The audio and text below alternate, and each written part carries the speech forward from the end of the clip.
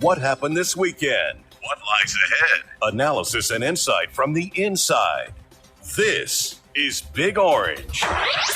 Rewind. Presented by Calhoun's, a taste of Tennessee. Calhoun's is the perfect place to rewind after every Tennessee game. This is Big Orange Rewind. With the voice of the Vols, Mike Keith, and VolQuest.com's Brent Hubbs. Glad to have you with us once again. Tennessee has football next weekend after a second bye. The Volunteers will be playing New Mexico State for the first time ever. Brent Hubbs, Tennessee has played New Mexico twice. I was actually at both of those games. Of course you were. Of course you were. What years were those? 1983. All right. The Volunteers won 31-6. I think Reggie White had like 12 sacks. I'm not sure about that, but he was a menace. Well, at that point, you began to know that what he was going to do was so special because for longtime Vol fans, they will remember he came in and played well as a freshman and then didn't do a lot the next 2 years. Kind of dinged up. And suddenly came in his senior year and was just a force that I don't think anybody had seen in Tennessee football since Doug Atkins. What was it about him? I know this is not the jumping off point That's you okay. probably had for Sure. the show tonight. That's all right. But what was it about him that was so different than what you had seen previously from that position? And what was so different about him throughout his USFL and NFL career? His strength was otherworldly. And I'm not talking about bench press strength or squat strength or clean and jerk or whatever. I'm talking about a guy who could just take people and do things with them. And you're like, how does that even happen? And obviously he was a big man. Mm-hmm. But he wasn't the biggest man. I mean, he when you saw him, he did not look like a bodybuilder. This was, and he would like us saying this was a gift from God. Right. I mean, it was something different. Not only that, Brent, he brought the ability to be athletic at that size, which was unusual. At Howard, he was a basketball player too, and a very good one. And then on top of all that, he was smart. He had different moves. He had techniques. He was not just a bull rush guy. So when you take Reggie White, I don't know that I've ever seen a player at that position with the total package like he had. And it became evident in 1983. It really became evident when Tennessee played LSU here. Right. And that was a TV game that was on TBS. And so that was either the first or second year TBS had games. Tennessee was not on TV much until the TBS package came in, and then other things started to fold in as well. And so people got to watch that game, Brent, and they saw this guy who was just crazy. I mean, it was just insane what he was doing and how he was moving and how he made other big people look small. Interesting. I mean, I'm never – because I met him as a young child at a spring game. Okay, now at that point I'm, 8, sure, 9 years old, sure. 8 years old. So I'm 4 foot nothing, and I probably weighed 55 pounds. Like I was tiny, right? And I mean, like I tapped him on his thigh to get his autograph or whatever at spring game, and he picked me up and put me on his shoulder, and it was like, this is the largest human being I have ever. I'm like, he felt to me like he was just gargantuan from that standpoint. It was almost a surreal experience. Well, and if he went to the combine today, they would love him because they would love his length. He was long. He had the change of direction. In the 3-cone drill, he would absolutely go crazy. I don't know what he would run the 40 in. I would very definitely guess it would be sub 5. Wow. But I mean, he had it all. And you think about some of the good defensive tackles we've seen at Tennessee. And I mean, John Henderson just went into the College Football Hall of Fame. Albert Haynesworth was incredibly special and a 350-pound man. And he had athleticism in that way. And you kind of keep going through some of these D tackles, and you just All-American, All-Conference, all the trophies, and they go into the NFL and they're a first-round pick. No offense to any of them. They weren't like Reggie White. Is it fair to say? And they would say that. If they saw him, sure. He was the guy that other great players stopped to watch play. Was he the first defensive tackle you saw who could wreck an entire series? Like, there are some defensive ends that can end a three down series. Right. They can just end. They can single-handedly end an offensive possession. Right. He could do that, which is unusual for an inside guy. Because you can kind of get away from him. And you could play him all over. Right. He'd always play inside. They did in the NFL. And then, he went from the USFL, where he had wreaked havoc, and just immediately went into an NFL season with the Eagles and started doing that. That never missed a beat. Ever. Yeah. Ever. I don't know that, certainly Tennessee's never seen anything like him, except Doug Atkins. You could. And he was the original. He was the original because Doug Atkins was crazy big for that era. Doug Atkins would be a massive player in this era.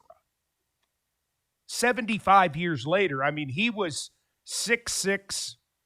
And with the Bears, he was 290, 290. But again, this massive individual, and what everybody forgets about Doug Atkins is he played basketball at Tennessee. Yeah, just a freak of an athlete. When you talk about size, everything with it, just an athlete, nobody had ever seen anybody athletically like that. I remember interviewing him in the 1990s, and when he walked in, and he's got to be at that point 60-something years old, he's still a massive individual. And he was not heavy even then. Mm-hmm. But this was his size. This was who he was. Right, that wasn't weight room. No. That wasn't. No, he wasn't drinking a bunch of shakes and, trying to get bigger in that way. Right. You could argue that if you were starting a 4-man defensive line in college football or in pro football, you would take 2 Tennessee balls. It's crazy to think, isn't it? Now, there have been a bunch of other great ones. And, on the, Georgia show or the Michigan show or the South Carolina show. You're going to have everybody argue that, but you show me 2 you'd rather have over those 2, and they played at Tennessee. And then we've gotten through one of the Tennessee-New Mexico games because you asked me about Reggie White. Well, I think for younger people, and again, I'm 51. I remember Reggie White, but I don't remember kind of the growth and evolution of Reggie White in college. I know the highlights of LSU, and I know that was the night, or that was the game that changed everything. And then it's the club with the Eagles, and it's the Packers, and all of those he things. changed free agency too. Yeah, but I don't know that if you're a younger fan, if you haven't done deep dives in history, I don't know that you realize, like, some people say, well, he was an okay college player who was a great NFL player. He was, statistically, he was just okay his first 3 years. But he was special that last year. Oh, gosh. 15 sacks. And just took over. Well, and then he played with Mark Studaway, too, who was from Memphis, who had a really, really good year. Tennessee had the number 1 defense in the conference under Larry Marmee in 1983, came out of nowhere. Out of nowhere. Helps when you got 2 like that. Oh, but they had linebackers and they had guys in the secondary. But a guy who can wreck a series up front changes everything about your defense. Right. Changes everything. All right, so the second New Mexico game was in 1986, the opener, after the Sugar Bowl and after that season. Tennessee won 35-21, didn't play very well. And at that point, everybody said, uh-oh. They're not the Sugar Vols. And then they started 2-5, but finished 7-5. Tennessee has never played New Mexico State, however. Okay. They get to Saturday afternoon. They do, excuse me. I'll give you the in-depth look at New Mexico State. The New Mexico State Aggies. Do you know where New Mexico State is? It's in don't say New Mexico. No, because you'll look bad. It starts with a C. I can't pronounce it, right? I don't think so. Well, I mean, sort of. Las Cruces. Las Cruces, yeah, okay. You've been there. I'm not. I don't think I've been there. My daughter and wife, I think, have been there on a trip, but I've not been there. They didn't take me. The New Mexico State Aggies with the Built Ford Tough Report, brought to you by your local Ford dealer. Tennessee football and the Ford F-150 Tough runs in our family. The Aggies are a member of Conference USA, and they have a record of 3-6. They could just as easily be 6-3, especially after Saturday's loss to Kennesaw State. Had a 50-yard field goal late in the game they missed that would have tied it after they got behind 24-0. Their senior quarterback is Logan Fife. He's passed for just over 2,000 yards, 11 touchdowns, 11 interceptions. The Aggies average 234 yards per game passing. He throws mostly to Donovan Faupel, who has 5 touchdowns. Tight end Gavin Harris is a good pass-catching tight end, really good player. TK King averaging 24 yards per kick return. New Mexico State averaging only 69 yards rushing per game, but since they've inserted Dijon Stanley in as their running back, the junior, he showed some things yesterday as well. He can go. On defense, Nathan Mitchell, leading tackler, also has 3 interceptions, 4 pass breakups, and 2 forced fumbles on the season.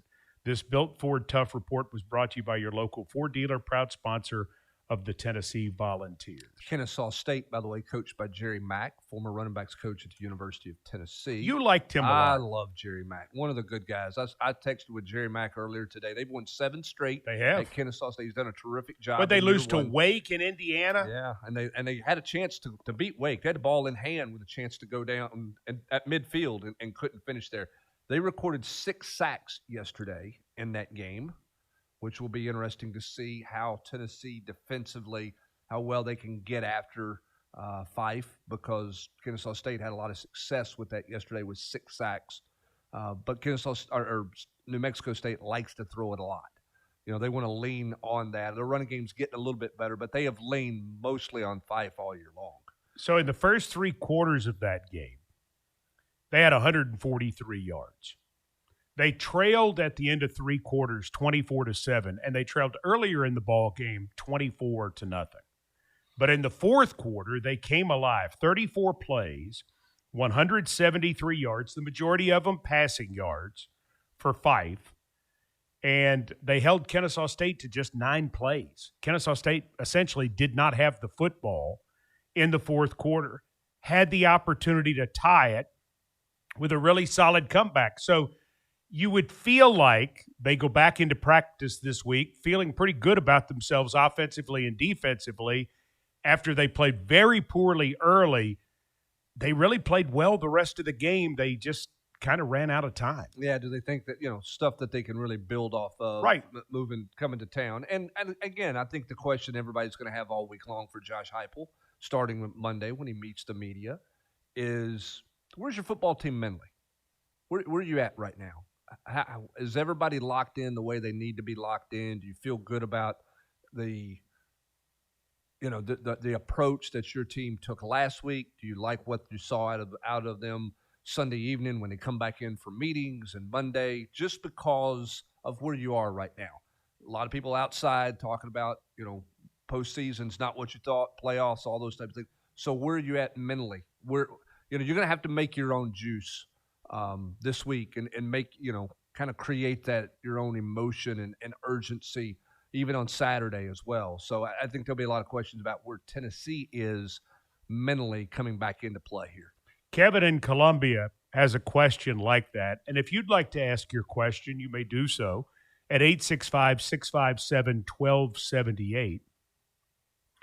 And these questions, we'll do as many of them as we can tonight. We've done over 20 in some of these shows, which has been great. We'd love as many as you want to offer at us. And if we don't get to them all, the 865-657-1278 number is the same for the Mike Keith Show on Thursdays. And many times we will carry over questions to that show. And if we don't get to all of them on the Mike Keith Show on Thursday, guess where else you might hear them? On the Big Orange Countdown. On Big Orange Countdown. With Jason Swain. Yes. And with Ramon Foster. Yes. So keep the number handy, 865-657. Just program it in your phone. That's it, 865-657-1278. Kevin in Columbia claims there is plenty to play for this season, beating Florida at Florida and possibly ruining Vandy's playoff hopes. In this day and age of playoff or bust mentality, will it be a hard sell for Josh Heupel these last 3 games? Kevin, thanks for the question. I think that's from the outside in, that's the question we're all asking. What you hope is that this team, from a competitive standpoint, from a leadership standpoint, that they recognize that there's plenty for them to play for, and they view it as that. When you think about, and I think it's probably easier to be locked in and play than many on the outside want to give them credit for. Because think about this. You've been on this grind since January. I mean, are you ready to be done? You still got 2 conference games to play. There's still things in front of you that you could play for. Go after 9 wins. Try to play your best football. Continue to grow and get better. That's what you hope is the case. And whatever the stuff you don't have any control over, however that falls is however that falls. But what you hope is that your team is made up from a competitive standpoint, that they absolutely are ready to go to practice, ready to go play each and every week. Don't you think we'll find out that the answer to that question, at least in part, or in maybe I should say at least in large part, in the New Mexico State game? Yeah, I think how you start that game, what kind of energy, what kind of juice do you have? Do you play? How well do you play for 60 minutes? I mean, because the one thing about this team is, and this has been the frustrating part for fans, it's been the frustrating part for coaches and players, they've not played a complete game all year long, really. I mean, there have been moments where the offense has been really good. There's been moments where the defense has been good. There's been moments where special teams has been fine, and then there's been moments where all 3 of those phases have not held up their end of the bargain, so to speak. Sometimes they've been able to overcome it, but obviously in 3 games they haven't been able to overcome that. So I think what you're hoping is that you have enough competitiveness in you and pride in you that you're looking to play a complete game. I think that's what Josh Heupel believes he has in his team. And listen, Florida's still Florida, and Vanderbilt's Vanderbilt. You better be ready to play, but you also got to go get better this week. I think you have to view this week as a week to get better. How do you improve this week as a football team? I think that's got to be, to me, that's the messaging. To me, that's the challenge for this football team this week. Landon wants to know, what do you think are the goals for this football team? Win out. Win football Well, games. because here's the thing, and, I know the percentages are remote, but if you win out, you could still end up in the playoff. I mean, the percentages are probably single digit. Sure. Got it. Not trying to be Captain Happy and make it – but, listen, Alabama was out of it last year, remember? Mm-hmm. And by the end – there was discussion of should a 9-3 Alabama team get in. By the end, there was discussion should a 9-3 South Carolina team get in. Right. Unlikely. Sure. Especially this year. But, man, there's some weird stuff that can happen. I mean, you look at Penn State had Indiana. They had them. Mm-hmm. I mean, Auburn was in a position to get Vanderbilt. And Iowa had Oregon. I mean, some of these things that you don't think can happen because the whole, we're playing a team with a losing record. I'm telling you, bro, that doesn't mean anything anymore in college football. No, because of where you're at with the balance that you have.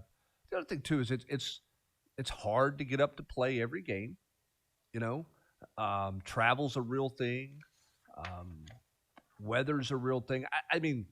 I think that's why Cal's win at Louisville was so impressive, because here's Cal.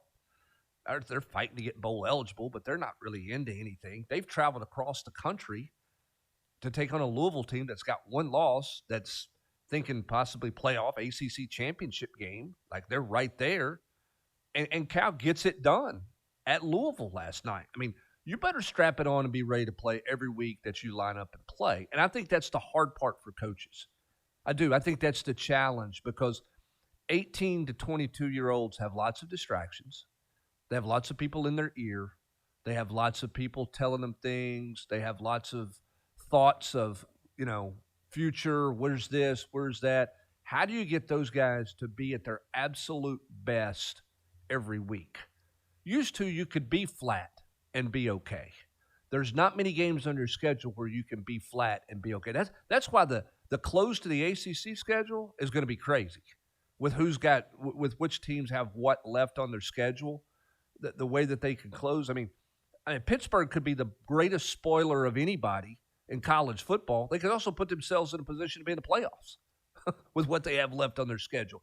The same way, Oklahoma picked up a huge win against Tennessee, but look what they got. They may not win again. I mean, yeah, and you never know when an injury takes place. Sure. I mean, look at Missouri. Missouri was a very different football team because of the quarterback situation yesterday. I think A&M's really good.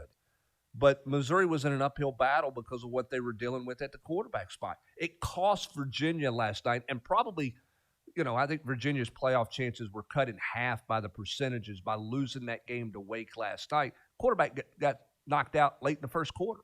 Changed everything about the football. Everything. So you line up and play, and whatever happens is whatever happens. So the motivation is you win. That's your motivation. Your text questions at 865-657-1278. This is Big Orange Rewind, presented by Calhoun's, 9 convenient locations in Knoxville and surrounding areas. Big Orange Rewind. Sponsored by First Horizon. Big bank muscle, small bank hustle. Blue Cross Blue Shield of Tennessee. Complete coverage for every phase of life. By the natural gas utilities and pipeline companies in Tennessee. Natural gas. Pilot, the official travel stop of the Vols. See you out here. RJV Kubota, with 2 convenient locations in Knoxville and Nashville. And by Ford. Visit your local Ford dealer, proud sponsor of the Tennessee Volunteers. It's football time in Tennessee, and Alumni Hall is the place to gear up for your Tennessee Vols. Shop the largest and newest selection of top brands like Nike, Columbia, Peter Millar, New Era, Yeti, and more. Mix and match champion tees, 2 for $38, and spend $150 to earn $10 Hall cash for your next visit. Shop AlumniHall.com. Visit Alumni Hall in Knoxville, Murfreesboro, Bristol, or Johnson City, or download their app. Alumni Hall, the ultimate volunteer shopping destination. The fans are out today, Gabe. That's right, Mike. Big games mean bigger tailgates. Check out that Ford F-150 truck, a championship caliber performance. Flawless execution, Mike. Smart, powerful, and with available Pro Power on board, F-150 just took this tailgate over the top. Work or play, it's always game on with a Ford F-150 truck. For the latest offers, see your local Ford dealer, proud sponsor of Tennessee Athletics. See owner's manual for important operating instructions. From the practice field to the fourth quarter, our attitude is always the same. Confidence and commitment can turn your dreams into reality. Where there's a dream, there's a way. And that's First Horizon's philosophy. Big bank muscle, small bank hustle. Over 160 years of banking based right here in the Volunteer State. It's no wonder First Horizon is the official bank of Tennessee Athletics. Rackley Roofing is now the official roofer of the Vols, and Rackley is more than a roofing company. They're part of the communities where they work and live, investing in neighborhoods and opening doors to a career in an industry that's growing year after year. Rackley Roofing's mission is clear: transform the roofing industry with unmatched customer service, detailed documentation, and the highest safety standards. Because Rackley believes the ladder to a great roof is only as good as the people who climb it. Rackley Roofing, building roofs, building futures.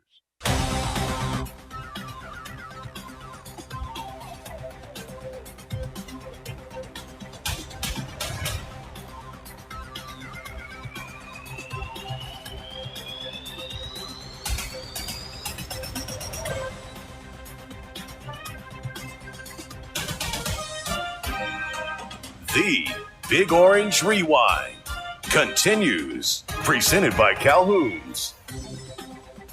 More of your questions from the text line, 865-657-1278. Are you ready? I'm ready. Are you ready for the text line? I am absolutely ready for the text line. Are you sure? I'm 100%. All right. David from Lake Oconee, Georgia wants to know, how are our backup quarterbacks progressing with next year in mind?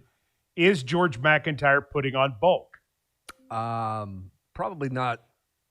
I mean, bulk? No. I mean, I don't think he's huge. And he's gotten stronger.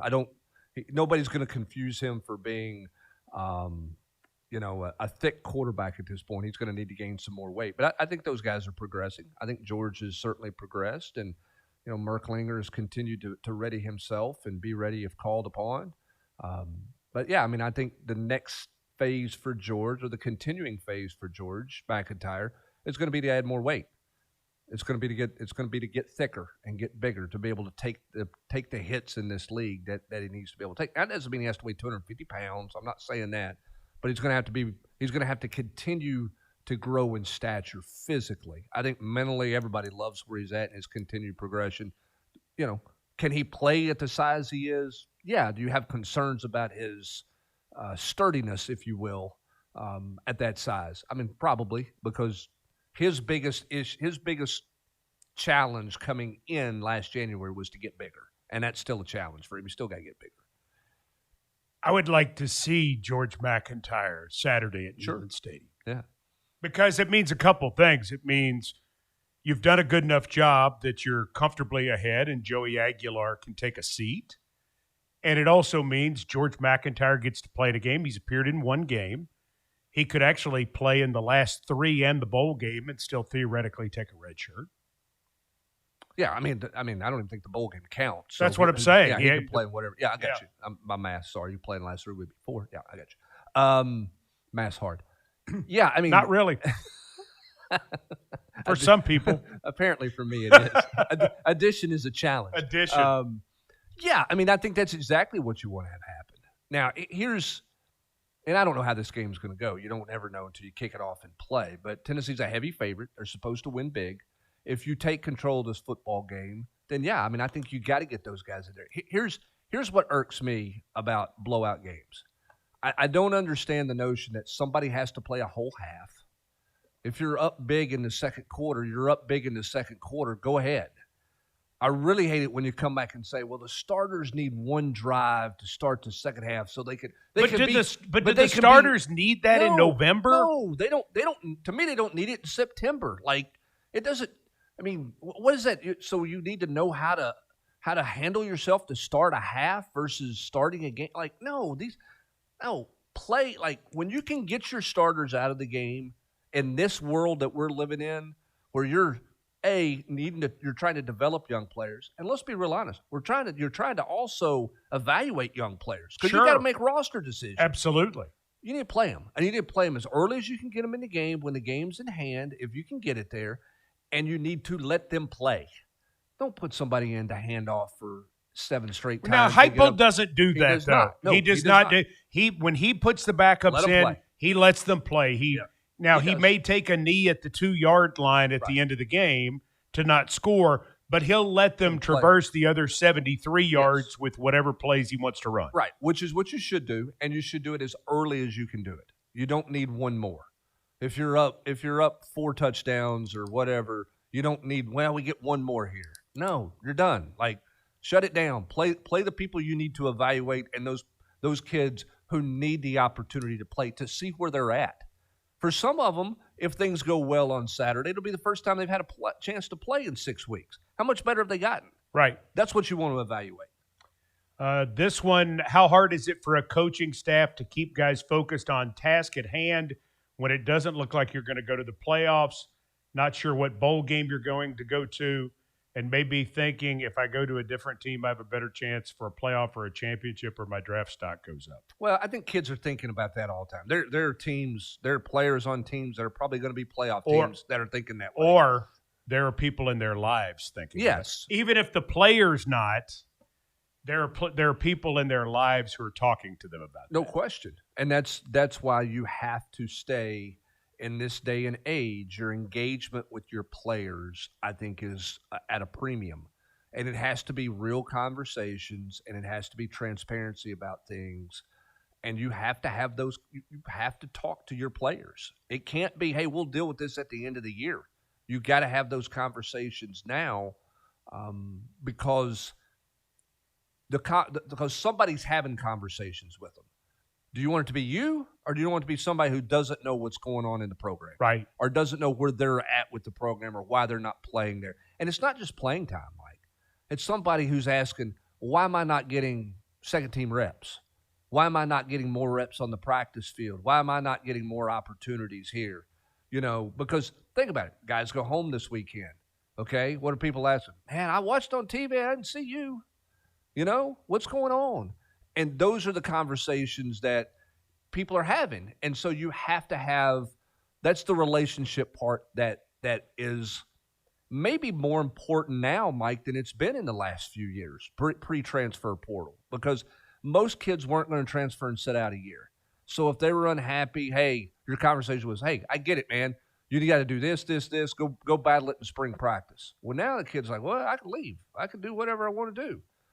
So you better have those relationships with players. One of the things this team did, and I think coaches encouraged it. Coaches have to do the same thing with the players. But one of the things this team did back last April when everything happened and Nico left and all those things, they made a real commitment, Mike, to getting to know each other off the field much better. They went to dinner together. It wasn't just all the offensive line getting together. It was Arion Carter having dinner with a tight end, having dinner with a receiver. It was a receiver having dinner with a defensive tackle to get to know each other, to create some closeness there. Don't you think in this world that's more important than it's ever been with all of the transient movement we see in college football? 100%, because this thing could have come apart at the seams. Mm-hmm.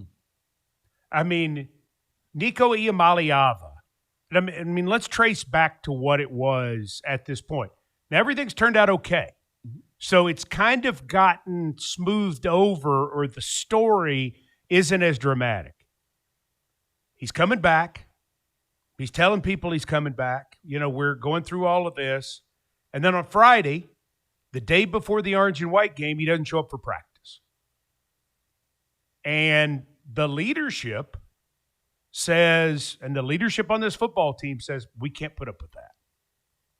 They did. Yep. And in doing so, it sealed Josh Heupel's decision that Nico Iamaleava was not going to be invited back even if they had been able to work something out. He said it to you right before the orange and white game, right here on the Vol Radio Network.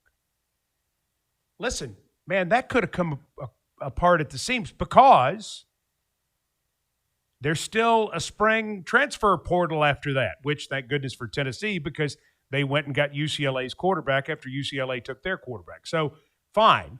But the point is, tons of guys could have bolted if they want to. They could have said, you know what? Without Nico, we're not going to be any good. We lost a bunch of veterans from last year's team anyway without Nico. But they didn't. That's right. They held. And the guys who said, we're not going to put up with this, have been the leaders on this football team. Now, the year has not – it would be – I think we would have articles and stories and features and podcasts and everything. If Tennessee was 8-1 right now, that would be all anybody would be talking about, how the leadership pulled them through. At 6-3, not so much. Understood. But I think we can all agree, whether we're happy or sad or in the middle or angry or whatever, I think we can all agree this year has not been a disaster. No. And hey, on April 12th, when we left Neyland Stadium, we're all looking at each other and we're saying, what's coming next? Mm-hmm. You didn't just lose your quarterback. You lost a returning starter, one of the best ones in the country, who had a really nice spring. Mm-hmm. He practiced well. Watching him in practice, you're going, man, this guy, he really looks like he's taking the next step. And you're thinking, who may go? Because they can go. Mm-hmm. You can do that now. Yeah. That's the part that, again, I go back to what this team did. Right. And the result of that is that this team has fought. They have not played clean enough. No. They've been too sloppy in things. But they haven't laid an egg. They haven't no-showed. And that's what you're banking on these last 3 games.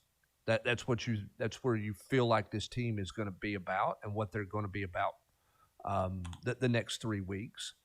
But, I mean, think about it. You spent January to April building and tooling and adjusting your offense in large part around him. And so now it's like, okay, you got a new guy in. What can we do? How do we tweak it again? And a credit to everyone involved for getting them ready to go out of the gate. And what happened is because you've been so good offensively in terms of yards and how well you've thrown it, what you've been, you've created an expectation for you that creates disappointment. Sure. If you would have told somebody at this point back in July, this is where you're going to be, you got a chance to win 9 football games, everybody went, wow, that's a good year. But it's how close you were to winning more. On April 12th, if you had been told that was a reasonable possibility. Everybody would have signed up. They'd have signed up for it. They would have signed up. They would have signed up knowing with the unknowns that was out there, you would have said. But again, I'm not trying to put smiley face on what the season's been. And I know everybody involved down the hall from where we are right now wants better themselves, starting with Josh Heupel. 100% understand his competitive nature in this and understand where Vol fans are. But what we're talking about here is you're saying the players taking that time to get to know one another, to create a culture, that to me is what avoided disaster. Mm-hmm. And that's what you have to do all the time. And that's where you are in year 5 with a coach too. Whereas some of these other programs right now, big name programs, can't pull it together because they don't have that right now, in large part due to continuity, which doesn't give you a chance to build real leadership. Here's the thing you have to do with that. And what you understand, I think Rick Barnes has done a great job of this. I really do. I think Tony Vitello did a good job of it. I think Elander will. I think Karen Weekly's done it. It has to continue. Mm-hmm. There is no point where you say, we got a culture. We got our culture. Mm-hmm. We're good. There's no point where you get to, okay, we had a great summer getting to know each other. Now it's all about ball, and that's it. Like, you have to continue to foster and develop and build that because somebody is coming after all of your talent. Mm-hmm. They are. Somebody's going to come after a kid and say, hey, they're going to throw a bunch of stuff at you. We can do this. We can do that. We can do that. You're going to make a decision on this kid and that kid. And you're going to need some people to say, you know what? I like it here. I like it. And this is, sure, we all want to make more money. Yeah, we all want more. But I like it here. I can thrive in this program. I can win. You want the parents to say that. You want the agent to say that. All the people that are influential in that young man's decision-making process to say, you know what? It ain't greener on the other side for you. You're in a great spot. It's not. Yeah. You're in a great spot.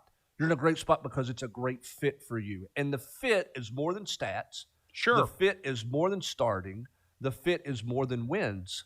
The fit is the fit. It's everything. It's holistic.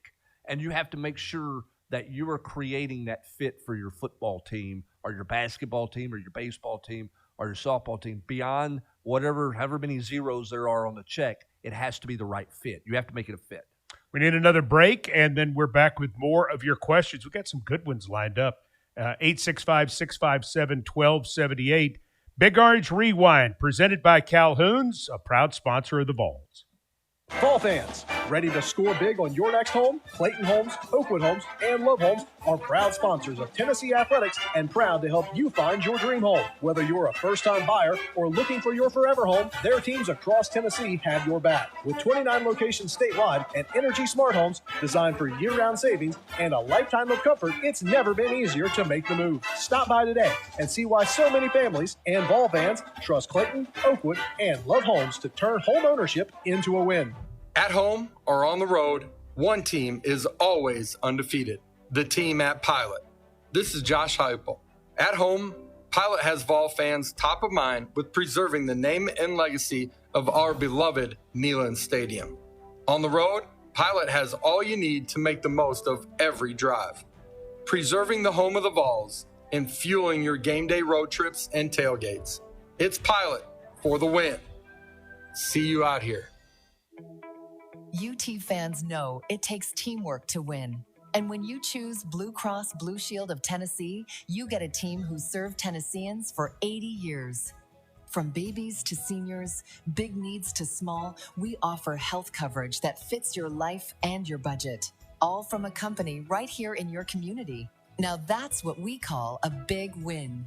Blue Cross Blue Shield of Tennessee. It's football time in Tennessee, and that means it's time for Calhoun's.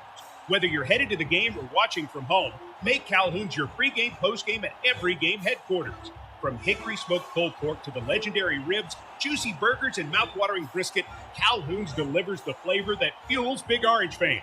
With 9 convenient East Tennessee locations, there's a Calhoun's near you. So gather your friends, wear your orange, and experience why they're the taste of Tennessee. Calhoun's, proud to serve ball fans since 1983.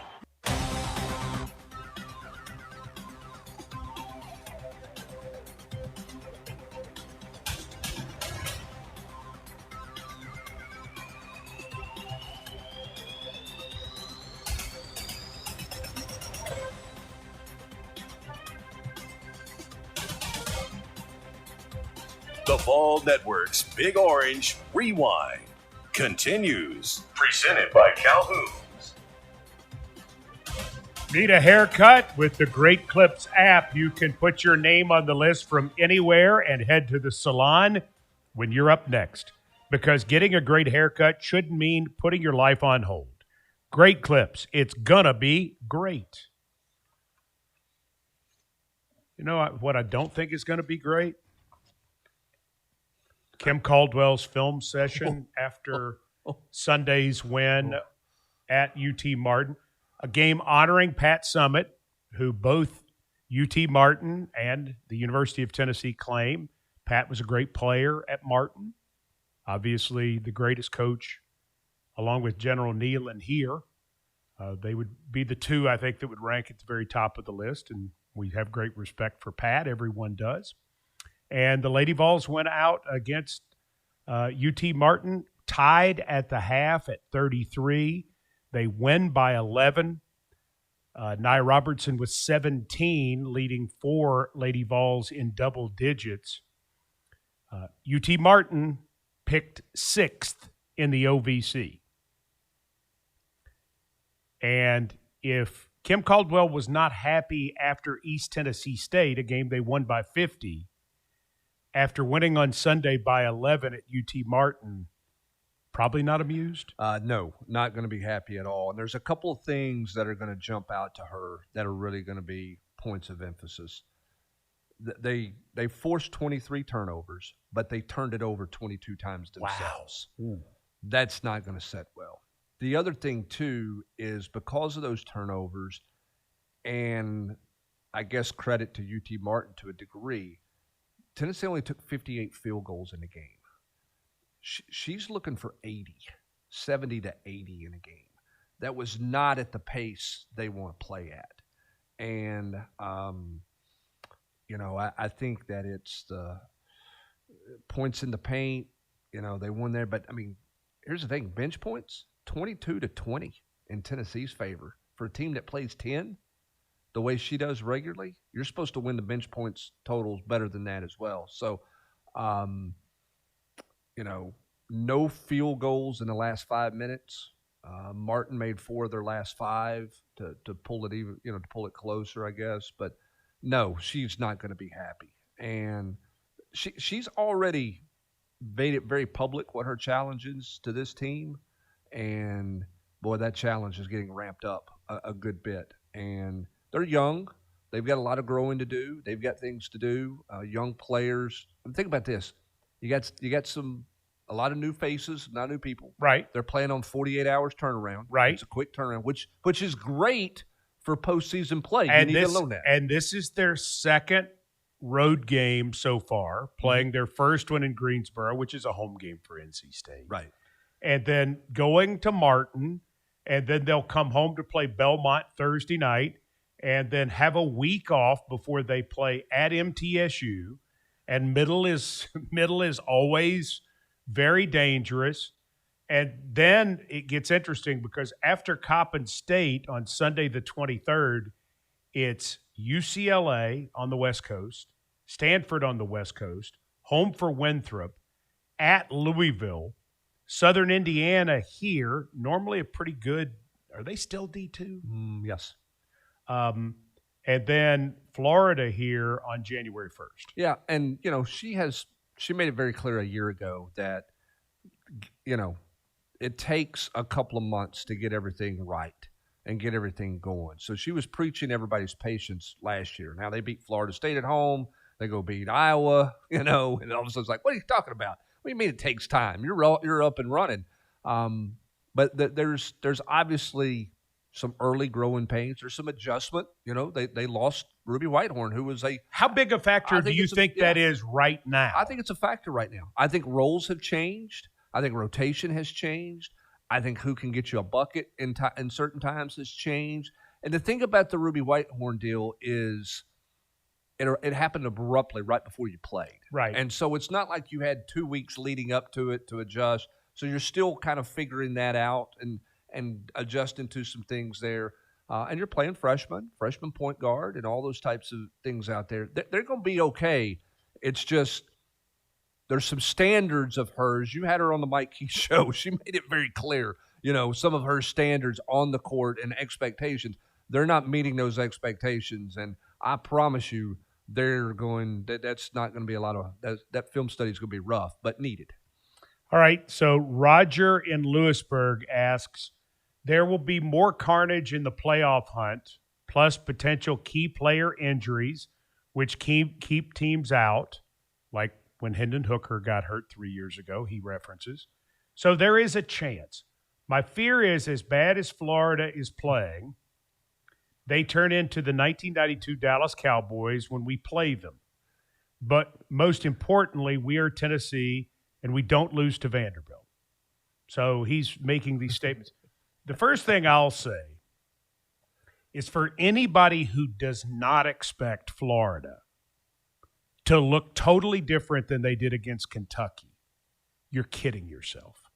They always play, or at least in the last 10 years, they have played well above who they were supposed to be in home games against Tennessee.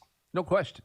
And I think that's what your expectation has to be going down there. Even though Florida's got Ole Miss this week, which would put them in a situation where the postseason's a non-factor for them. Right. Are there going to be anybody opting out? Is anybody preserving a red shirt at this point? Or does somebody's ankle hurt a little bit more? Certainly. All those things there. But at the same time, too, there you go. We always beat Tennessee. Much the same way Roger said, Tennessee always takes care of Vanderbilt. Right. That's Florida's mentality when it comes to Tennessee. Is you always take care of Tennessee. But in Lewisburg, they expect to beat Vanderbilt every time. Mm-hmm. Roger does at least. Well, and that's a good Vanderbilt team. That's going to be a challenge when they come to Knoxville. Big Orange Rewind, presented by Calhoun's, a taste of Tennessee. Tennessee pride runs deep from Neyland Stadium to the family farm. At Farm Credit Mid-America, we stand behind the Tennessee farmers who feed and fuel our nation, just like we cheer for the Vols on game day. Because we understand that whether you farm every day, only on the weekends, or simply enjoy time on property outside of town, we have loans to fit your needs. Because farming matters, and so does every play, every harvest, every heartbeat of Tennessee. Learn how Farm Credit Mid-America serves the great state of Tennessee at FCMA.com. Loan subject to credit approval. Additional terms and conditions may apply. Farm Credit Mid-America is an equal opportunity lender. You're shopping for hard-working apparel or searching for the right ration for your cattle, Co-op is here to supply your rural lifestyle. With just the right selection of products to help round out your chore list, our family of co-ops is driven to serve everyone living in Big Orange Country, supplying essential supplies for the farm and home. Find a location near you by visiting ourcoop.com and go Co-op. In this town, we don't just root for the team. We are the team. We rise before the sun, stay long after the lights go out. We are Big Orange Country. And with this team stands another, UT Medical Center. We heal the hurt, fuel the comeback, keep Vol Nation stronger, tougher, together, with care that never lets up. UT Medical Center, official healthcare provider of the Vols, and all of Vol Nation. In Tennessee, we know the power of tradition and the energy it takes to keep it going strong. Just like the Vols fight for every yard, natural gas delivers reliable energy every single day. From heating our homes on cool fall Saturdays to fueling industries across the state, natural gas keeps Tennessee running, cleaner, stronger, and ready for the win. Natural gas. An unwavering supporter of the Vols for over 50 years.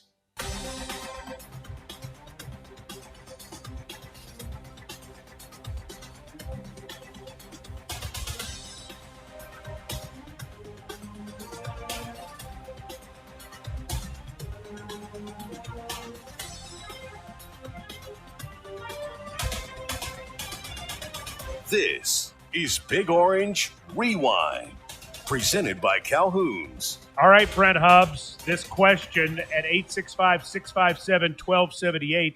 Who do you want to see step up in the last 3 games? I want to see the Edris Farouk that we saw against Oklahoma.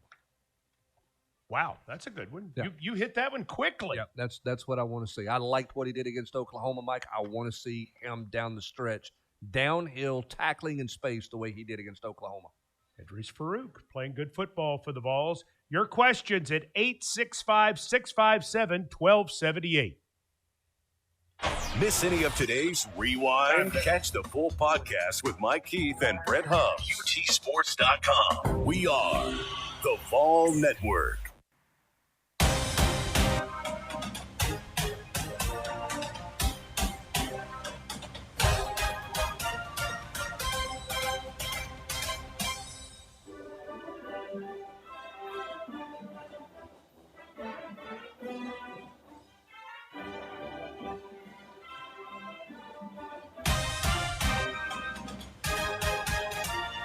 Exclusive guest, insider analysis. You know what happened, find out why and how, and what happens next. This is Big Orange Rewind. Presented by Calhoun's, a taste of Tennessee.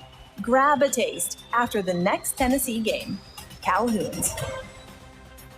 We're so glad you're with us. We appreciate your questions via the text line. And, man, this text line thing is on fire. This new technology.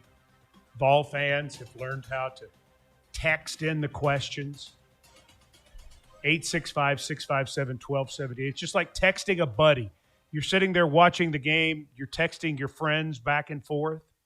We should go for it here. Why didn't we recruit this guy? What's he thinking? What was that all about? What is Hubbs doing on the sidelines? Is he laying down? There's lots of people wondering what I'm doing over there at times. Is he laying down? Close your mouth, all right? What are you doing there? The cool thing about the text line, though, in all seriousness, if you do have a moment in a game where you're like, I don't understand that, or why would they do something like that, go ahead and send it in. Right. Just send it. It's going to stay in the hopper. We'll get to it. So that's the cool thing about it, is it doesn't have to be necessarily just within the confines of this show or the Mike Key show. You can send it in if you think of it on the way to work on a Tuesday. Just voice that thing in and let's roll. Maybe they give you a lot of good topics for Big Orange Countdown. Yeah, absolutely they do. Certainly good questions can live. Absolutely. We want to get to as many of them as we can on this edition of, what is the name of the show? Big Orange Rewind. I had to read it off the sheet of paper. It's because you do so many. Tennessee, where am I? New Mexico State is the opponent this week. I know that. They are here in Knoxville at Neyland Stadium. It's homecoming, 4:15 Eastern Time kick. And that's a 2 o'clock Eastern Time start to Big Orange Countdown. That's 1 Central on the Vol Radio Network. We hope you'll be tuned in to the coverage. Brent Hubbs. And come see us if you're at the game. Come down to Gate 21. Aren't you at 21? Yeah, come see us. See us, see you. It's a TV show. Got lots going on. TV shows at Gate 9. Gate 9. So in the Truly's tailgate area. You can go to both places. The best, well, there are a lot of good things. I shouldn't say the best thing. But we're right next to to Texas Roadhouse, and you can smell that food. Mm-hmm. It's so great. Come see us at Gate 21. Might be a good weekend for the Texas Roadhouse. Come see us at Gate 21. This weekend in the SEC, Oklahoma at Alabama. Interesting game. Oh, absolutely. Arkansas. This is a big one for Ty Simpson because this will be the best defense he goes against the rest of the way. Because they've got Mercer. Yeah. And then Auburn. Auburn's good on defense, I know, unless you watch them play Vanderbilt on Saturday. Yeah, they weren't very good Saturday. No, that's for sir. sure. Arkansas at LSU. Florida at Ole Miss. Texas at Georgia. New Mexico State at Tennessee. Tennessee Tech at Kentucky. Isn't Tennessee Tech 10-0? Yeah, they are. They are. I knew they were having a great year, and then and no offense to our friends in Cookeville, but I did not realize it was that good. Yeah, they're having a terrific year. So congratulations to them in Kentucky. Hey, give Kentucky some credit now. I mean, they were done. Everybody talks about, can you be ready? Is this team going to be ready? Is Tennessee going to be ready here? Whatever. Yeah. I mean, give Stoops credit and that staff credit and that team credit. They got off the mat because they could have easily just shut her down. It's true. And now they've still got a chance to be bowl eligible. There are some people projecting them in bowl games I saw today. Their quarterback has given them a spark. He has be interesting to see him play against Vanderbilt in a couple weeks. Yep. He has given them a spark, and they have created offense around him. They've done a good job evolving as he has evolved, with a young quarterback. Mississippi State at Missouri, South Carolina at Texas A&M, Auburn and Vanderbilt are off. Arguably as good a weekend in the SEC as there is, because I can tell you Saturday, November 22nd is not. No. it's not. It's not. It's not the one that you'll want to be saying SEC football.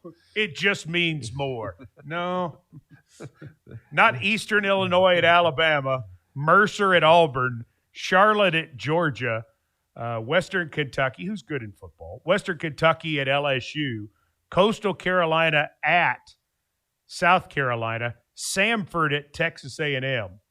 Ole Miss and Mississippi State both get a weekend off before they play the Egg Bowl. Here are the other games. Arkansas at Texas. Yeah.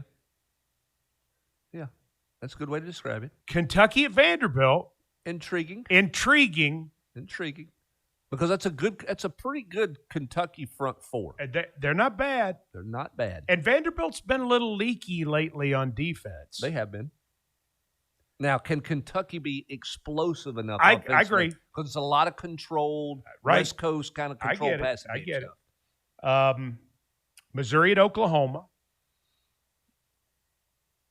Not so much. We'll see. Yeah. And Tennessee at Florida. Now, we're going to find out when this game is going to be played.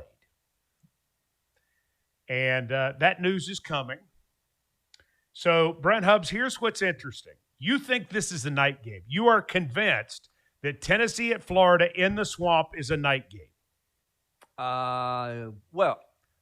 Okay, go ahead. But you're convinced, right? Well, I think it's a great possibility. Here's the X factor. Where is television? Where is ABC and ESPN with the ACC? Is that a primetime ACC night game? And maybe you don't get the big night game in the SEC. Okay. That week. All right. So here's what you got already scheduled. Samford at Texas A&M is a noon game. Not a surprise. Charlotte at Georgia is 12:45. Not really a surprise. Okay, Missouri at Oklahoma is a noon game. That's the surprise. That it's a surprise to me. Mercer at Auburn, 2 o'clock. Eastern Illinois at Alabama, 2 o'clock. And so that's really good. So the Iron Bowl, neither team gets even an hour advantage toward the Iron Bowl. Western Kentucky at LSU is a night game. Now, Is it the 7 or the 7:45? We don't know that yet. So here's what you got, Brent Hubbs. You got 3 flex games. Yes. You got 3 flex. You got to have a 3:30 game, right? Right. Is that Kentucky-Vandy? Is it Kentucky-Vandy? Is it Tennessee-Florida? Is it Arkansas-Texas? Is it Coastal Carolina at South Carolina? And then, so then what gets picked at night? And they could do 2 3:30s, right? Mm-hmm. They could do about anything they want. Again, I think the X factor here that you have to look at with this is what does the ACC have that week? Okay. Because there's going to be more intrigue about the ACC football schedule that week than there is the SEC schedule because of the quality of competition that's being played. Coastal Carolina at South Carolina, Tennessee at Florida, Kentucky at Vanderbilt, Arkansas at Texas. You're still convinced it's a night game. Are you convinced it's a night game due to 30 years experience, knowledge, and the great know-how of your career? Hang on a second. Or are you convinced a night game because you, having referenced yourself on earlier broadcasts at 51 years of age, understand that this seems destined to be 7:45 and you are destined to get in your bed at 4 a.m.? Yes. Which of the two is it? Well, it's certainly the latter. And I will say this, too. I have no understanding of the television pecking orders and how things go. Here's what the ACC schedule looks like that week. You ready? Okay. To be announced, the following times are to be announced. Miami, Virginia Tech. Boo. Furman and Clemson. Not so much. Duke, North Carolina. Carolina's won 2 in a row. Delaware, Wake Forest. Ooh. California, Stanford. Okay, the big game. I mean, that's interesting. And you would think that would be okay. Yeah, go ahead. That go may ahead. be ACC night game. Who there? Pitt, Georgia Tech. Ooh. Okay. That could be your 3:30 Okay. NBC game. It could. Louisville, SMU. That's a good game. And then Syracuse is at Notre Dame. That's an NBC game. So that one's off the table for the ACC. Okay. But Tennessee trying to win at Florida for the first time in 10 trips. And they've lost every way imaginable. And they have found ways to win.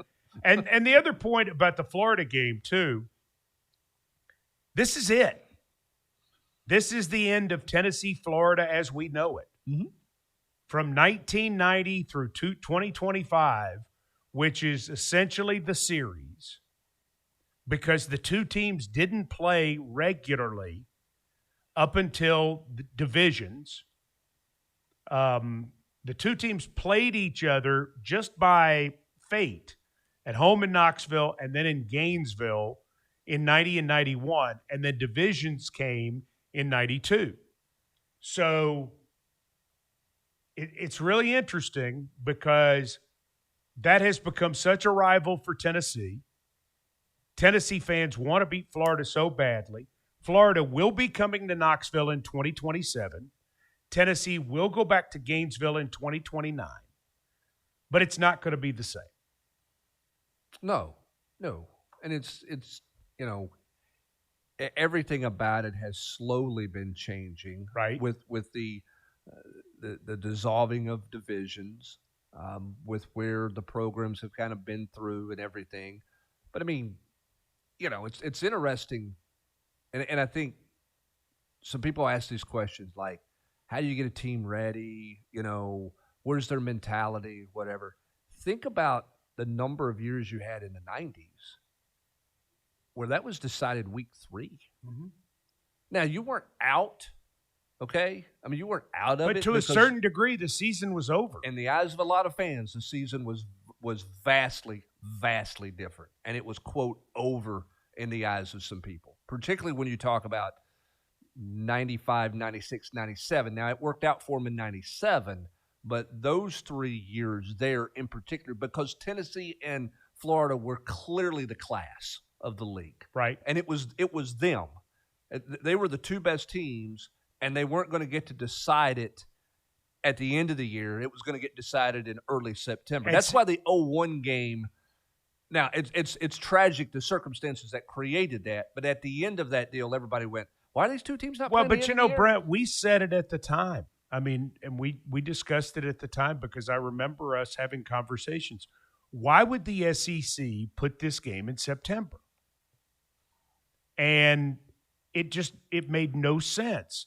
And then they finally started stacking games. They realized the television potential if they started stacking games toward the back of the schedule that would have this sort of impact. It took them quite a while, though. Mm-hmm. Well, think about this in this league. And this still baffles me that it's still done this way.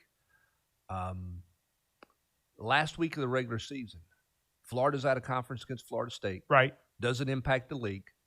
Now, it can impact college football playoff, but in terms of who's going to the championship game, no impact. South Carolina plays Clemson. Right. No impact. Georgia plays Georgia Tech. Right. No impact. Those three games have no bearing on your conference race to see who plays for the conference championship, who finishes first or second. It's the only league in the country that the last weekend doesn't have that kind of gravity. But the reason it won't change, in my opinion, is because that's still good TV product for ESPN/ABC. No question. Because they're ACC schools. Yeah. Now, what will be interesting is when you look at scheduling, what do they do with what's become the November off weekend? It's the payday weekend for everybody, like we see the week before, like November 22nd, and it's been like that every year. There's been a week, maybe it's not that week, maybe it's the week before, where 7 or 8 of the teams in the league are playing out of conference and they're playing payday games. When the league puts out their scheduling, how much do they say, no, we're going to play, quote, divisional games, to borrow an NFL term. We're going to play games that matter down the stretch in November. Those games are going to be earlier in the year. That part of the scheduling will be pretty interesting to see. Yeah, because they've got to have a number of games to fulfill all these TV partners' desires. I mean, you can't have a weekend where you have no choices. Right, and that's when you look at, I mean, we're sitting here talking about, and no offense to Tennessee and Florida, but, I mean, they don't have many to pick from. You're sitting here looking at, I rattled off the ACC, Pitt, Georgia Tech. Like, the SEC does not need to put themselves in a situation. Now, maybe they're banking on Tennessee, Florida being it, but you can't have that many teams playing games nobody cares about. But next year, Tennessee opens with Furman on September the 5th, and then they're at Georgia Tech on September the 12th. And then, oh, by the way, they've got Kennesaw State on September 19th. And then it's 9 straight conference games. Right. And I think that's where the league wants to get it to. Now, you're going to have the exception because of the Florida State, Florida. But do they ask them to move it? Yeah, I mean, maybe with cooperation in ACC scheduling, maybe the two can collaborate and do that. Or maybe the SEC just tells the ACC. Well, they haven't told them in the last 20 years. Haven't really needed to, have they? Well, probably not. But, I mean, still, it's been good TV. I mean, you want Florida State, or Florida and somebody that they've beaten up on in this league a bunch, But, boy, would you like to see Tennessee and Florida in late November for a long stretch? Sure, that's what that never made sense to me. Right. So does it make sense now, or do they keep going what they're doing? What? Taking those games, taking that late game out and making it a conference game as opposed to Well, you wonder, do they think about and just keep the heresy talk to yourself, dear listener, viewer? What about moving the Alabama game? Sure. I mean, I think you probably don't have to, because you have enough other choices. Right. Because you're playing 9 and you're rotating it. So and that guarantees one good game right there the third Saturday in October. Got it. But and as we move forward, I don't know that anything's sacred that way. I mean, I don't. I mean, I think you're going to ask everybody to try to get as many non-conference games out of the way early in the year, and you're going to try to mix that up to where you don't have 7 teams playing that one hey, that's our streaming game, and we're, it's not about TV, and we're going to do that. We're going to do that in the middle of late November so we can rest our guys to get ready for the run. Right. Which is what everybody's doing from a scheduling standpoint. It makes sense. But I think from a TV standpoint and a drama standpoint, that's what they're going to try to get away from. But a lot of teams also schedule later, too, because it gives them an opportunity to play young players. Mm-hmm. Sure it does. And still keep the red shirt. And you get to see them in November after they've been with your club for an entire season. Which is really important in roster management. But again, next year, if you're playing your 3 on the front, which is probably what you should be doing, probably what the conference wants, then the only way you get to do that is against a conference opponent. If you have a big lead or a gulp, you're way behind. Yep. Interesting scheduling philosophies moving forward. Will be fun to see. We just solve it here on Big Orange Rewind. It'll be interesting to see what the league wants. It will depend on what the pushback is and kind of where the compromise is. Well, the pushback is the thing. I mean, if the league's smart, they want as many good matchups as they can because they have more teams they have to divide the pie among. Mm-hmm. And you want to be able to – I mean, the 9 conference games, I mean, that's got to be dough for the SEC. I don't think you do it otherwise. Right. Why do it? There's no reason. Doesn't help you. No. And we're and you're guaranteeing yourself 5 conference games on the road every other year. Yeah, 5 at home and 5 on the road. But I'm saying you're saying to some teams you start the year at a disadvantage. Mm-hmm. 8 teams start the year at a disadvantage, theoretically. Because the record home versus away for everybody, how much harder it is to win on the road. That's right. Big Orange Rewind presented by Calhoun's. Look for Calhoun's inside Neyland Stadium this Saturday. Big Orange Rewind on the Vol Network. Sponsored by Food City, the official supermarket and tailgating headquarters of the Vols. Blue Cross Blue Shield of Tennessee. Complete coverage for every phase of life. Alumni Hall, the ultimate volunteer shopping experience. By Farm Bureau Insurance of Tennessee, the official insurance of the Vols. Tennessee Insurance for Tennessee Life. Co-op, proudly supplying your rural lifestyle in Big Orange Country. And by UT Medical Center, the official healthcare provider of the Vols and all of Vol Nation. UT fans know it takes teamwork to win.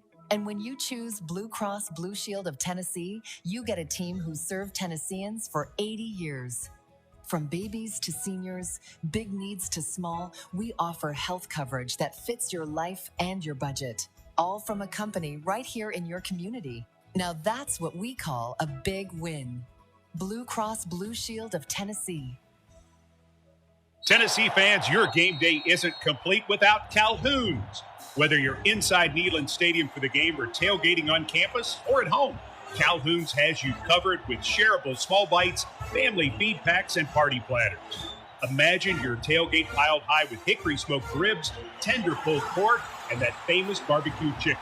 The best of Tennessee on one plate. Call ahead or order online and make your game day legendary. Calhoun's, a taste of Tennessee. Hey fans, it's Coach Heupel. On the field, every play adds up in a long drive. Life works the same way. Whether you're building a home, raising a family, or running a small business, it takes consistency and a strong team behind you. That's why I turned to Farm Bureau Insurance of Tennessee. Just like our team, they're built for the long drive. Farm Bureau Insurance of Tennessee. Tennessee Insurance for Tennessee Life. Get a free quote at FBITN.com. At the University of Tennessee, the Vols are known for competing at the highest level on the field, the court, and the diamond. And just like the Vols, Food City excels at everything too. They've got in-store butchers carving up certified Angus beef, fresh local produce, a full-service bakery, Fuel Bucks rewards, and one of the best beer and wine selections in town. Food City, the official supermarket of the Vols, and your home for everything Tennessee.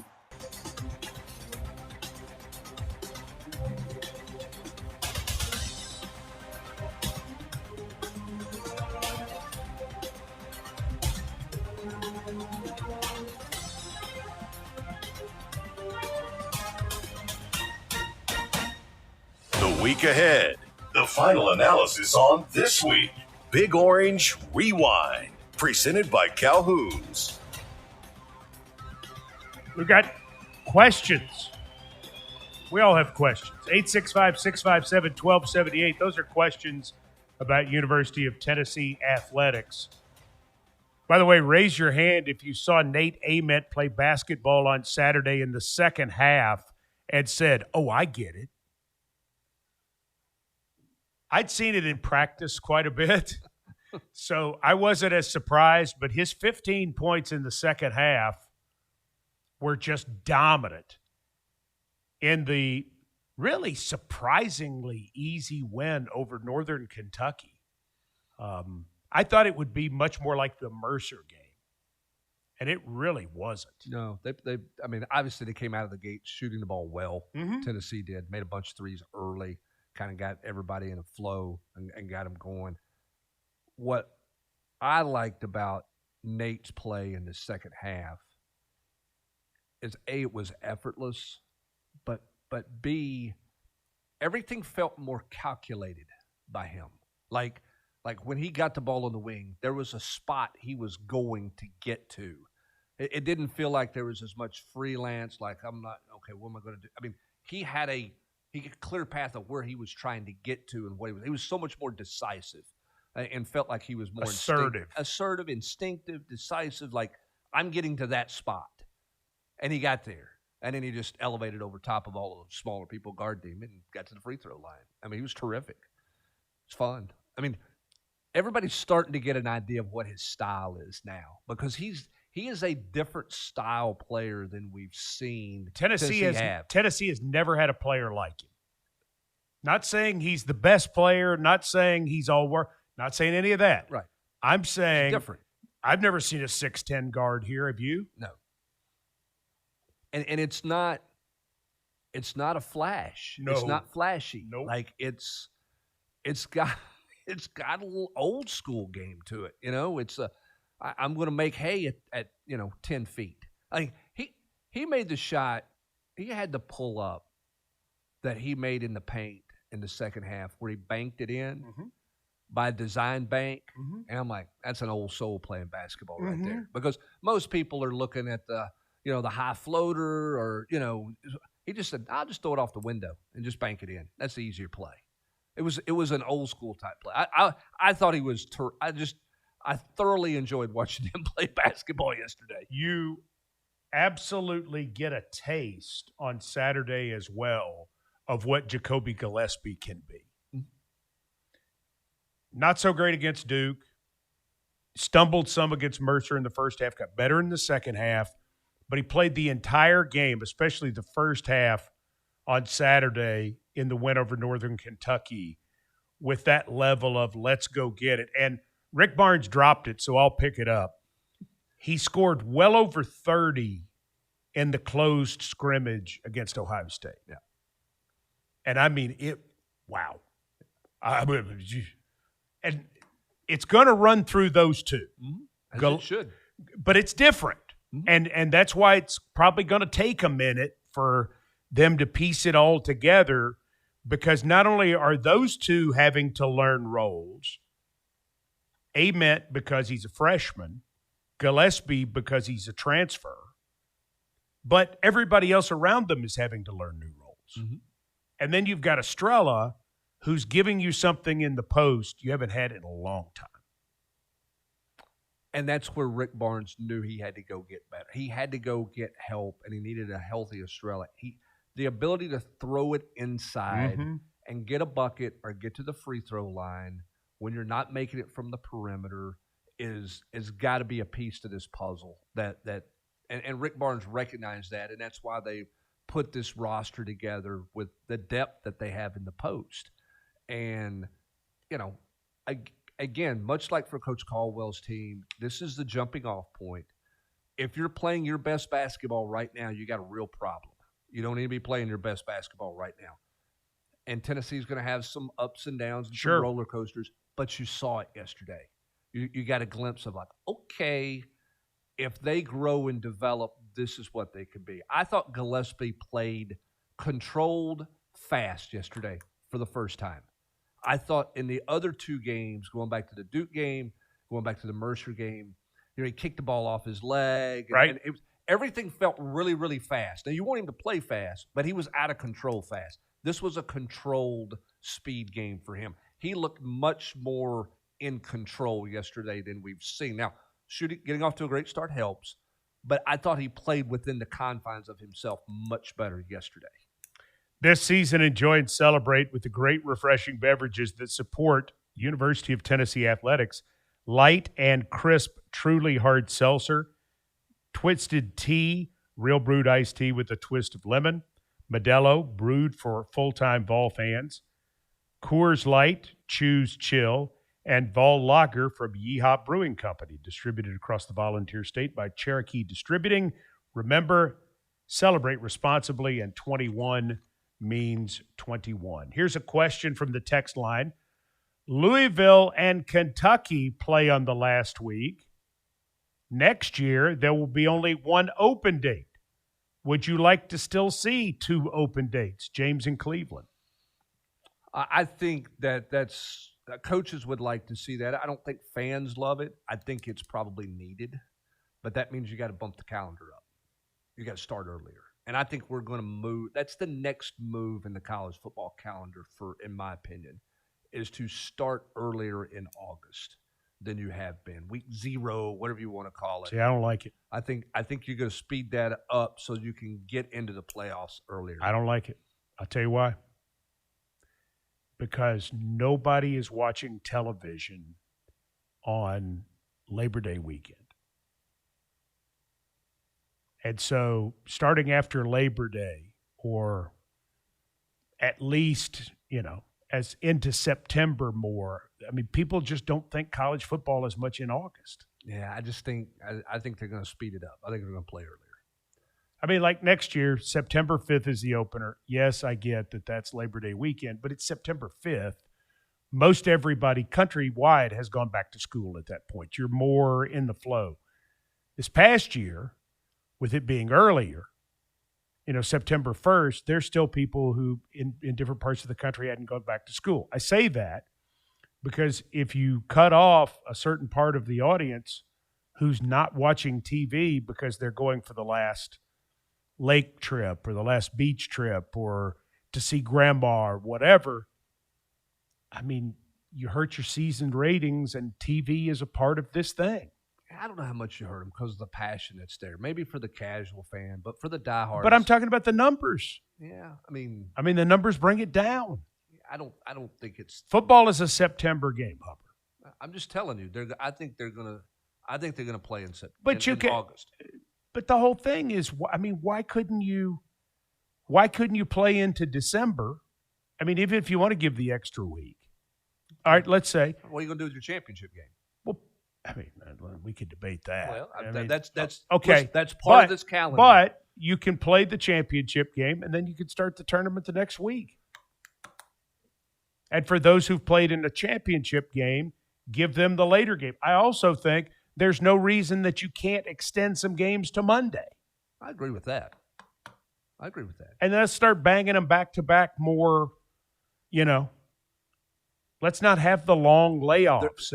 I agree with the lack of long layoffs. There's just a conflict in January because I think there's a part of, hey, let's play it the week before the Super Bowl if we can, right? Maybe. Well, they're not there yet. No, they're not. But do you get college football done before you get into the NFL playoffs? No. How close do you get it done before you get into the playoffs? I don't think it matters. I think the two can survive. There are enough media partners. And again, I've never met anybody who went, man, I'm so glad the Super Bowl's over and I don't have to watch any more football. I mean, I don't know anybody. Which again, I think the people say the same thing and they get to August. Like, thank God there's football, man. I've been waiting for 6 months for football to show up. Yeah. I've been waiting since January for some football, man. And see, the argument used to be they didn't want football to be a 2-semester sport. It is. Well, it is. And the other part of it, too, is so many athletes in every sport, quite frankly, in every university, take online courses. So it's not the end of you're not missing so much class as you once did. No, the impact is the transfer portal. Great. when are you transferring? When's the window? Can you get them in school? How does that affect? I mean, you already started your spring semester and you're still in the playoffs. You haven't finished, but maybe you're going to leave. But that didn't affect Ethan Berg playing in that basketball tournament to where he didn't get here until September 4th or 8th, whatever. Oh, I know. He's doing okay. I'm with you. I mean. Oh, you're Mr. Academia now. No, I've seen people. You weren't always. I've seen people arrive in October and be okay. Yeah. Like, how did he get in school? I thought the drop ed deadline for me was what? How did that work? For you. Yeah. For me. For you. Because no one cared about my academic standpoint. Let me get my tiny violin. But I do think the calendar part's going to be – there's going to be a lot of debate on how you handle December. When do you start the season? And listen, with coaches playing 9 conference games, you're going to hear them talk about wanting that second open date from a health standpoint. I agree with that. It's a good question because I don't know what they're going to get done. I don't either. An excellent question on the text line. We get such excellent questions. Smart people. They're wonderful. And they join us for Big Orange Rewind presented by Calhoun's A Taste of Tennessee and a proud sponsor of your Tennessee Volunteers. Tennessee fans, the Vol Shop has everything you need to support the Big Orange with a 15,000 square foot store in the Student Union and other locations on Cumberland Avenue, in the University Commons, and inside Neyland Stadium. The Vol Shop is stocked full of official gear and exclusive apparel. The Vol Shop is your go-to retailer for Tennessee merchandise. If you can't make it to campus, shop online at utvolshop.com and be sure to follow them on social media. The Vol Shop, the official campus store of the University of Tennessee. It's football time in Tennessee, and that means it's time for Calhoun's. Whether you're headed to the game or watching from home, make Calhoun's your pregame, postgame, and every game headquarters. From hickory smoked pulled pork to the legendary ribs, juicy burgers, and mouthwatering brisket, Calhoun's delivers the flavor that fuels Big Orange fans. With 9 convenient East Tennessee locations, there's a Calhoun's near you. So gather your friends, wear your orange, and experience why they're the taste of Tennessee. Calhoun's, proud to serve Vol fans since 1983. A farm, a family, and a tradition of premium fresh sausage that's lasted almost a century. Using only the freshest ingredients and finest cuts of meat for flavor that is locked in instantly. Each bite of Swaggerty's Farm sausage transports you back to a warm, cozy southern kitchen, leaving you satisfied and ready to take on the day. Swaggerty's Farm, quite possibly the best tasting sausage in America. Now available at your local retailers. Fall fans, ready to score big on your next home? Clayton Homes, Oakwood Homes, and Love Homes are proud sponsors of Tennessee Athletics and proud to help you find your dream home. Whether you're a first-time buyer or looking for your forever home, their teams across Tennessee have your back. With 29 locations statewide and Energy Smart Homes designed for year-round savings and a lifetime of comfort, it's never been easier to make the move. Stop by today and see why so many families and Vol fans trust Clayton, Oakwood, and Love Homes to turn home ownership into a win.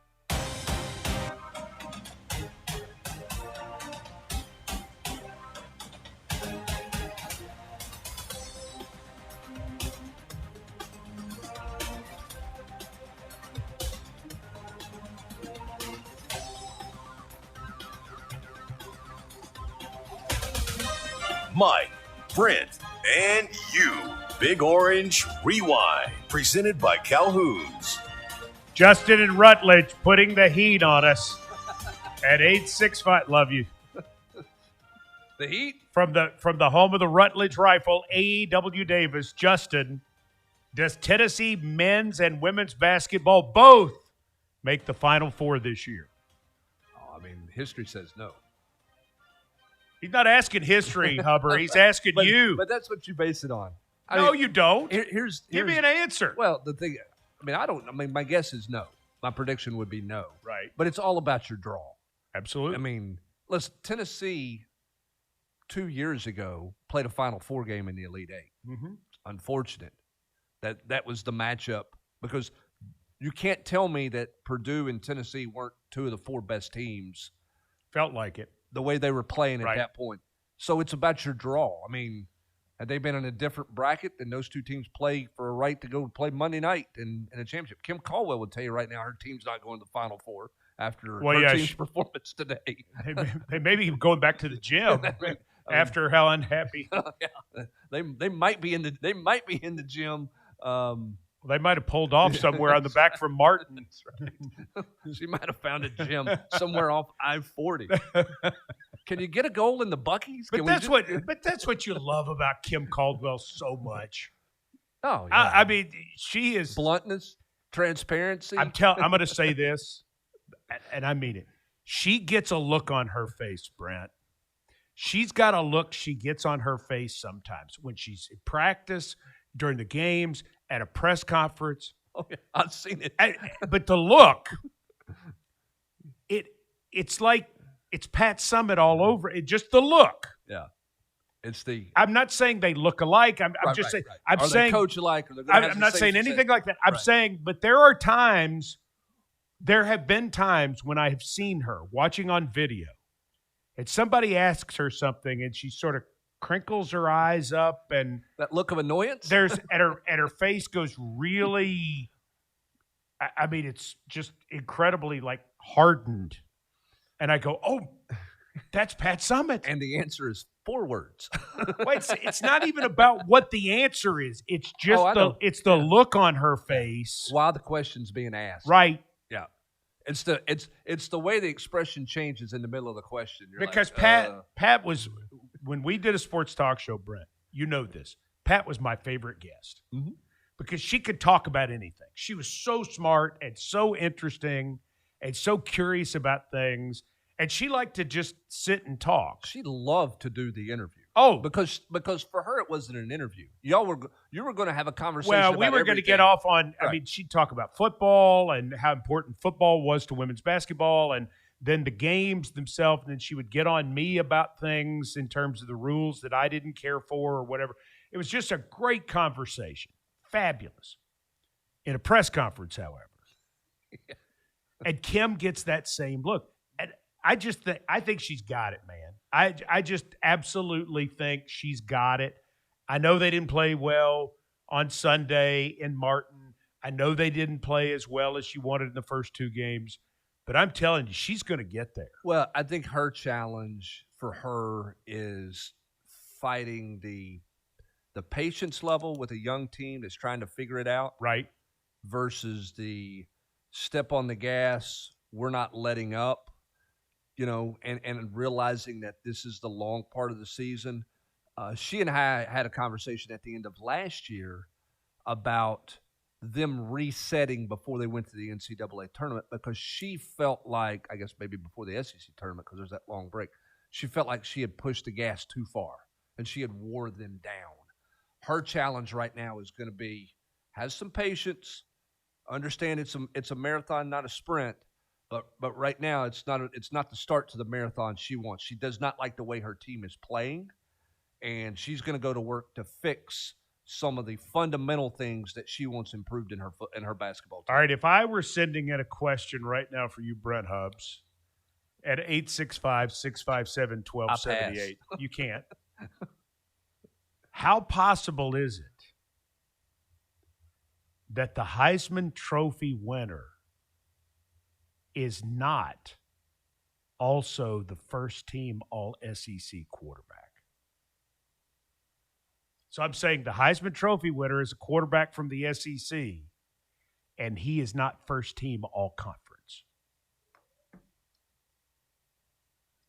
I'm going to say unlikely. I'm going to say unlikely.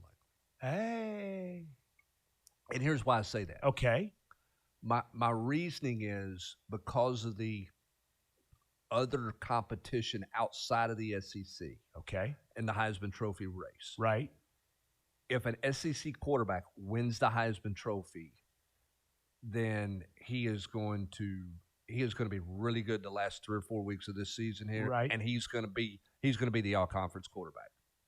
Because he will have played so well. You don't to win it. Okay, to win the Heisman Trophy, I think you have to play so well. All right, that so you're the first team quarterback. So let's say Diego Pavia, because it's a beauty contest. It's an interesting story with Vanderbilt. There's no question about it.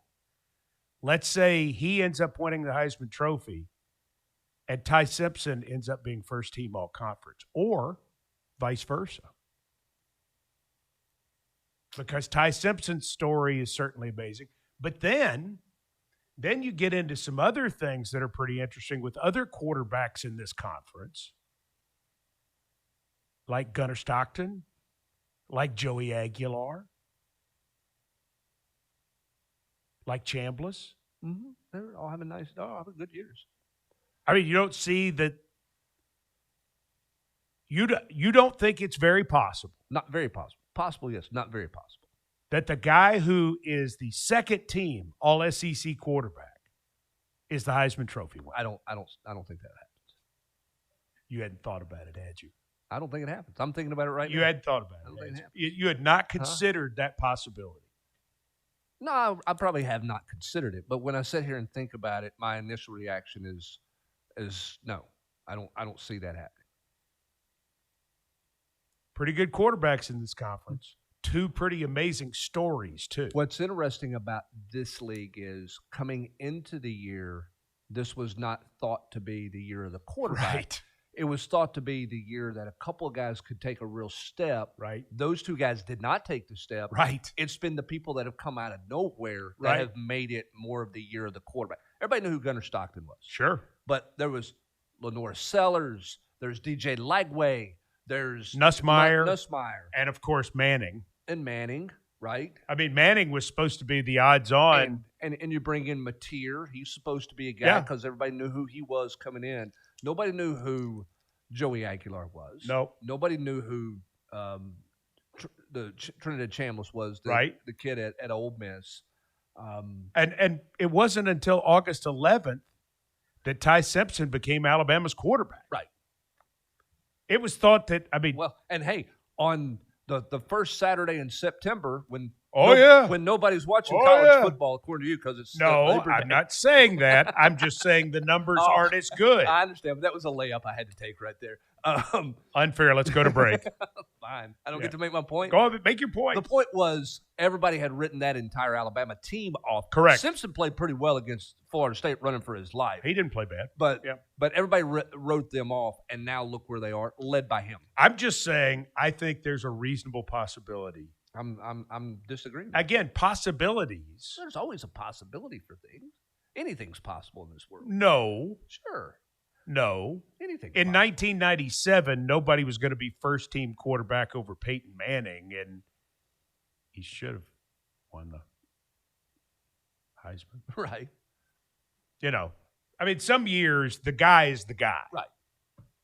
But I'm saying, especially with those stories, I mean, they're interesting stories. And then you got a guy, I mean, what if Joey Aguilar gets to 30 touchdown passes? He's at 21 right now. What if Tennessee wins their last three and he is absolutely miraculous over the last three games and ends the season with 5 straight 300-yard passing games? That would happen if he threw for 300. Right. I hear all the stats you're telling me. I'm telling you because he's a story too. He is a story. But I think the Heisman if the Heisman Trophy winner is the quarterback from this league, that quarterback will be the first team quarterback. I mean, I think that's what I think that's probably the likelihood. Because but I think it's fun to consider the fact that the voters down here will see the conference different than the voters nationally will see the overall story of the player. Yeah, I mean, now you're starting to question, what are Heisman voters looking at? What's it's a beauty contest. I mean, most of them don't. Most Heisman Trophy voters have not seen all of the candidates in depth. Correct. It's the problem with the vote. Well, so for example, if somebody is watching the tube on Saturday and you've got whatever services you're using to watch as many games as you can, and you look up and say, Indiana's in trouble.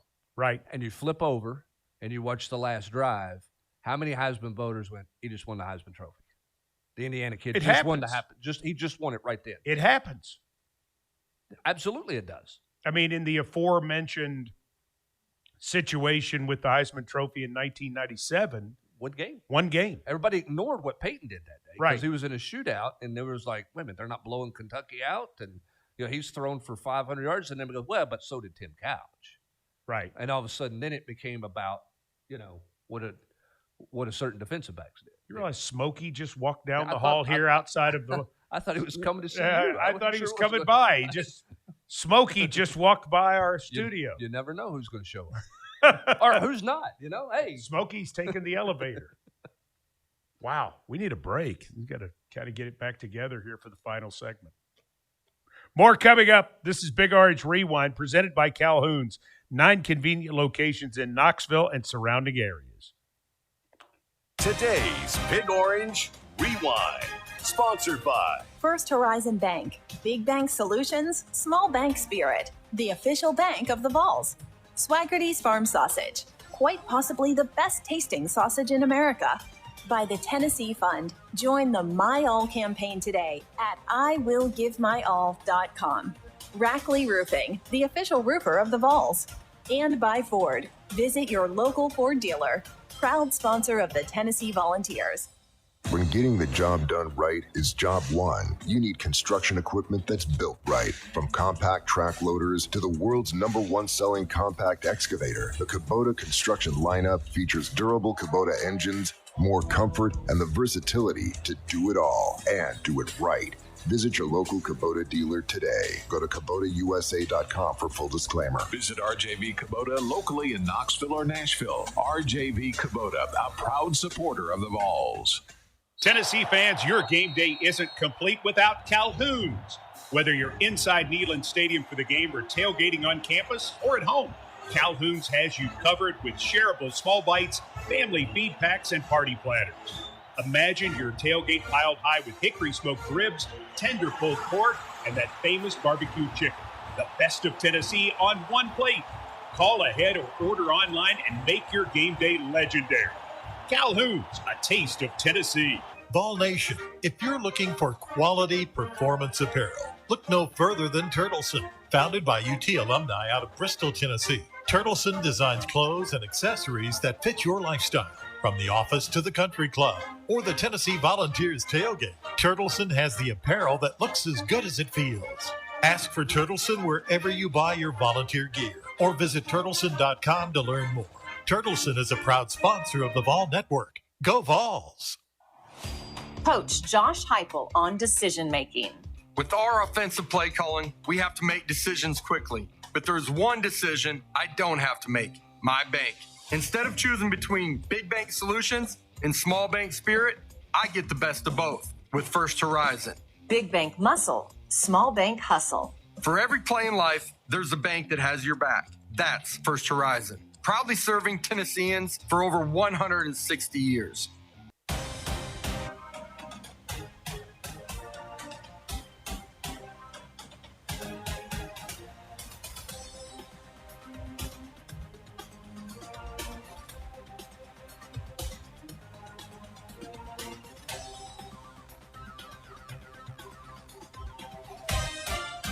Big Orange Rewind, presented by Calhoun's, continues. Glad to have you back with us. Let's see, I think we got one more off the text line. Of course, my computer locked just as I went to read it. Doesn't that always happen on live, whatever? Okay, so at least it didn't say you got mail. You got mail. Someone on the text line who does not identify themselves. Thanks, Mom. This is a great show, Mike. I wish your show was on later because I don't get to listen to it due to work. It is available later. It is available later. Yeah. You can actually go to the Tennessee Athletics YouTube channel and watch it. It'll be on YouTube as soon as it gets uploaded. You can see it approximately 10 o'clock Eastern time on Sunday nights, but many of our Vol Network stations carry it at other times because they would already have a Sunday night commitment. And so we appreciate them doing that, making it available. You can watch it, though, on the Tennessee Athletics YouTube channel starting later Sunday night when you get home from work, sir or ma'am. And we hope that you do. And we hope that you... We hope everybody finds it. That's the beauty of today's technology is you can find it around your, sometimes work things in around your schedule at your convenience. We certainly hope that you'll do that with this show. That's the idea. And again, Text line questions, 865-657-1278. Already got a couple that we'll do on the Mike Keith Show on Thursday, 3 o'clock on the Tennessee Athletics YouTube channel, 3 o'clock Eastern. And if we don't get to them all then, Brent Hubbs, Ramon Foster, and Jason Swain will pick them up on Saturday on Big Orange Countdown. Absolutely, outside Gate 21. So you can come see us in person. Ramon was like, had some rose petals going his way, walking in, and those guys are rock stars. I just sat back and watched them go to work. Remember that coverage begins Saturday at 2 for homecoming, Tennessee against New Mexico State, and kickoff is set for 4:15 Eastern Time. Tennessee and New Mexico State, your airtime on the Vol Radio Network is 2 o'clock Eastern, 1 Central for Big Orange Countdown. Kickoff between the Vols and the Aggies for the first time ever at 4:15 on the Vol Radio Network. Big Orange Rewind. Presented by Calhoun's, a taste of Tennessee. Calhoun's is the perfect place to rewind after every Tennessee game. Rewind one more time to this weekend's action. Catch the podcast at utsports.com. Big Orange Rewind. We are the Vol Network.